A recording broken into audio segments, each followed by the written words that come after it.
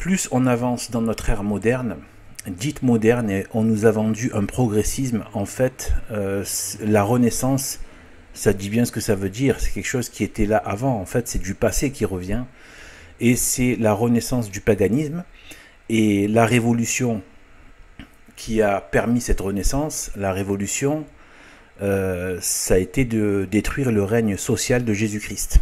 C'est ça à ça qu'a servi la révolution. Pour la renaissance, de quoi la renaissance?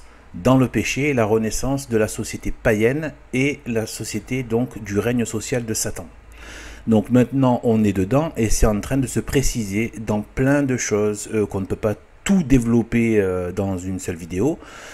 Mais en tout cas ici on va voir une de ces manifestations dans le retour des jeux du cirque et des arènes, avec notamment le MMA, qui est donc le sport de combat, un des sports de combat, enfin si ce n'est le sport de combat le plus populaire et qui est très suivi par beaucoup des millions de personnes dans le monde, et notamment dans les couches populaires très connues et très regardées. Eh bien, la marque la plus connue dans le plus haut niveau, c'est la marque Venom, qui veut dire en anglais venin, et la tête du logo, c'est un serpent. Pour nous qui avons les yeux ouverts par la Bible, eh bien, nous savons que tout cela n'est pas anodin. Ensuite, on peut voir que même dans une petite organisation comme Street Beefs, qui est très populaire aux États-Unis, et qui fait des combats de MMA, mais plutôt au niveau amateur et underground, avec les moyens du bord, et bien même eux, ils ont été inspirés par les démons pour faire leur logo, avec eux aussi avec une forme de serpent. Ensuite, donc on va voir dans cette vidéo tous les signes qui nous confirment que ce sport populaire est en train qui est en train de se répandre de plus en plus, et bien porte la marque de la bête.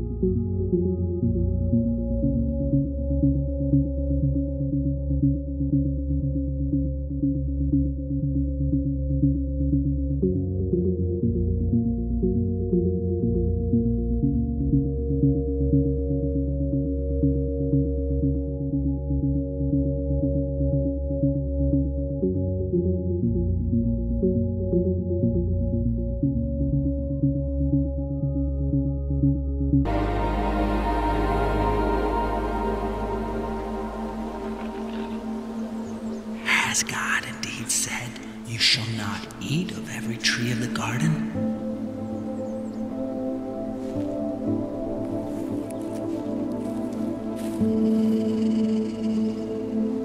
We may eat the fruit of the trees of the garden, but of the fruit of the tree which is in the midst of the garden, God has said, you shall not eat it, nor shall you touch it, lest you die. You will not surely die, for God knows that in the day you eat of it, your eyes will be opened, and you will be like God, knowing good and evil.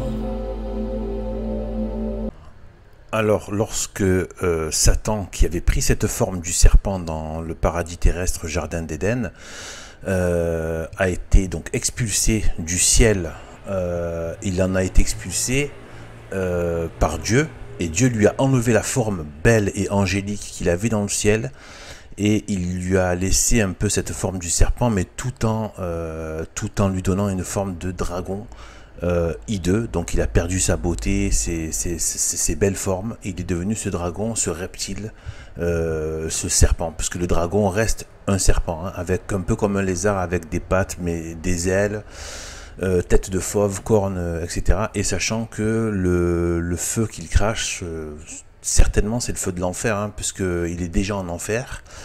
Et dans le Léviathan dans l'Ancien Testament, donc le Léviathan, hein, dans l'Ancien Testament correspond au dragon. Et il crache du feu. Il est bien dit qu'il crache du feu. Ça correspond aussi à toute la tradition antique, y compris païenne, des premiers temps où le dragon, notamment en Asie, a beaucoup été et a vraiment imprégné l'humanité. Même l'humanité ancienne en témoigne, et même la science moderne en témoigne aussi quelque part, même si l'interprétation est très mauvaise, avec l'histoire des soi-disant dinosaures, qui étaient en fait, donc même la science moderne parle de gros reptiles qu'il y avait à une époque.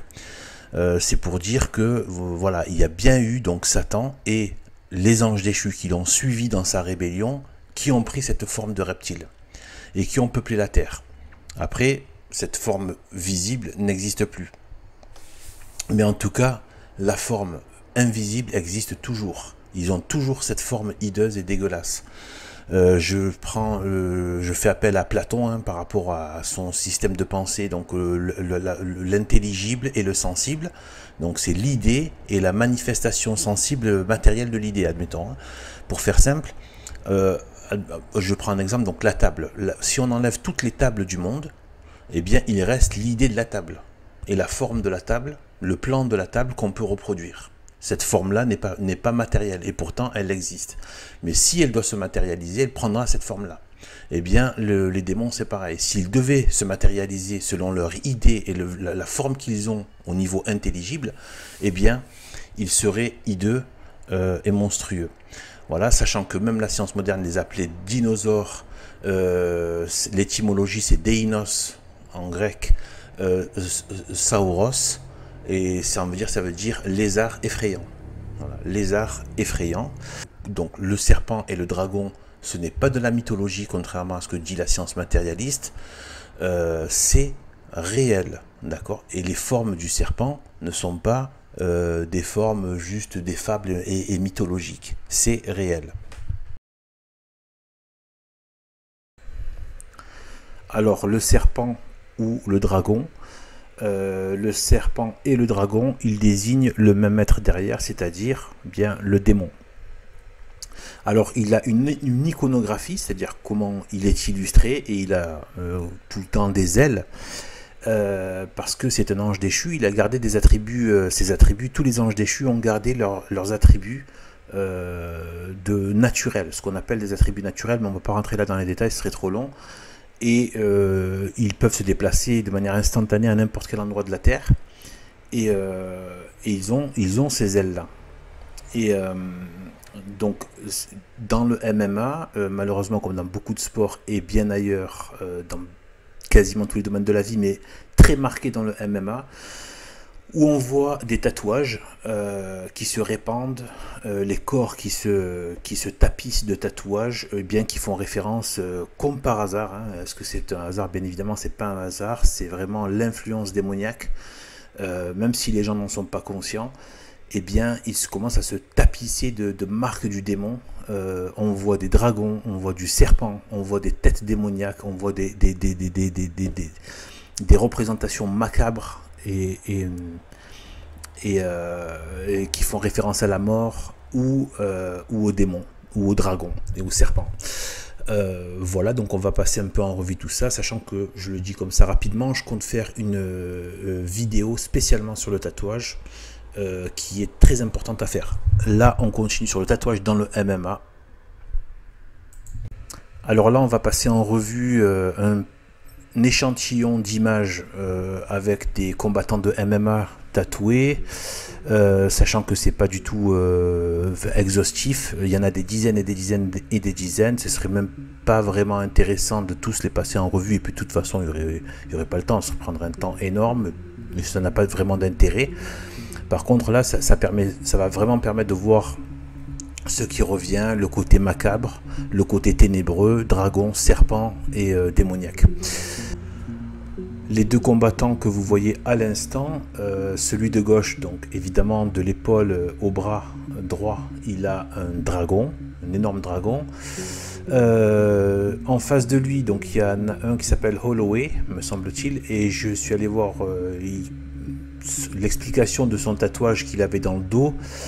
Et il le dit lui-même que c'est en fait son côté obscur, et que donc il a fait un ange déchu. Un ange déchu, c'est un démon. Que bon, le très connu Conor McGregor, voilà, qui a donc lui un gorille sur son torse avec une sorte d'aile, quand même des ailes sur le côté. Le gorille qui mange un cœur.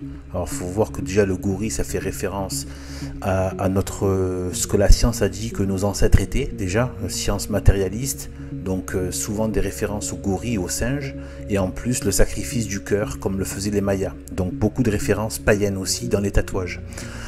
Bon, là, on a carrément, bon, bah là, on a un dragon, directement dessiné, voilà, sous forme aussi de serpent. Ensuite, donc là, bon, on a une tête de mort sur le côté. Là, ce sont des combattants très connus, très connus.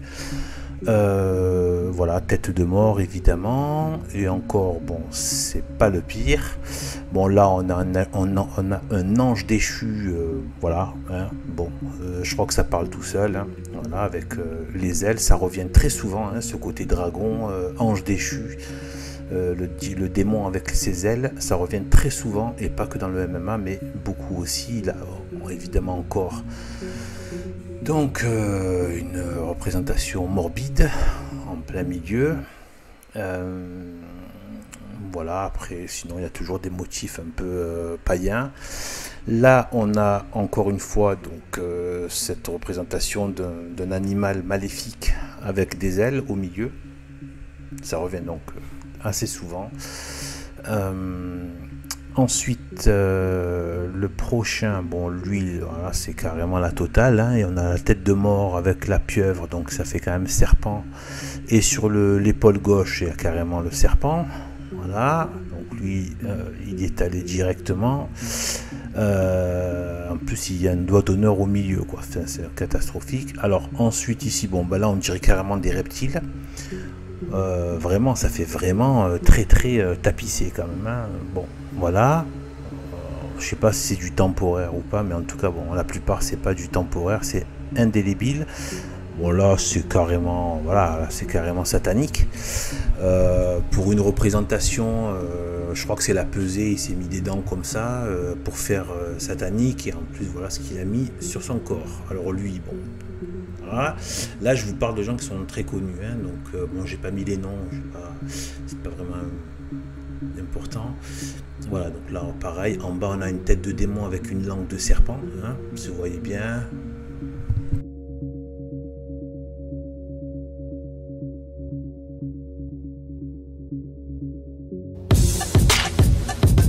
The diamond was for, diamond pressure, life's adversity.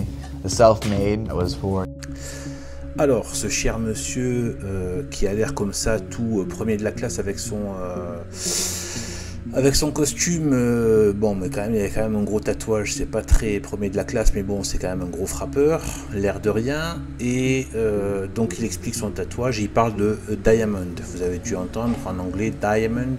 Et en fait, c'est diamant, un diamant. Ça a été une inspiration du diamant. Bon, ben, quelle inspiration, puisque diamond, l'anagramme, c'est diamond. Voilà, on peut faire diamond, donc démon, et les deux ailes sur les côtés. Déjà voilà. Ensuite, il y a self-made.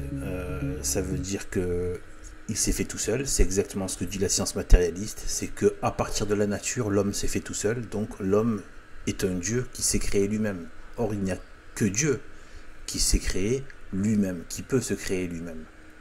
Chaque être humain ne peut pas dire « je me suis créé », sinon il aurait fallu qu'il existe avant d'exister. Donc, on ne peut pas se créer tout seul. Donc il y a la création, il n'y a que Dieu qui peut avoir cet attribut-là, cette puissance voilà, phénoménale et infinie, complètement mystérieuse, mais voilà. Et donc, le Satan, quand il dit « voilà, vous serez comme des dieux », ça implique tout ce genre de choses, c'est-à-dire que l'homme bien se sépare de Dieu et bien évidemment pense pouvoir s'autosuffire à lui-même sans son créateur et devenir un dieu à part, voilà. Donc et c'est là toute la manigance du diable. Et en fait, son véritable but, c'est la séparation. Voilà. C'est qu'il n'y ait pas d'union entre Dieu et l'être humain, et par le biais de la sanctification et du baptême, devenir enfant de Dieu, la filiation. Donc le but, c'est vraiment la séparation, de nous séparer de Dieu. Voilà. D'où l'athéisme, etc., etc.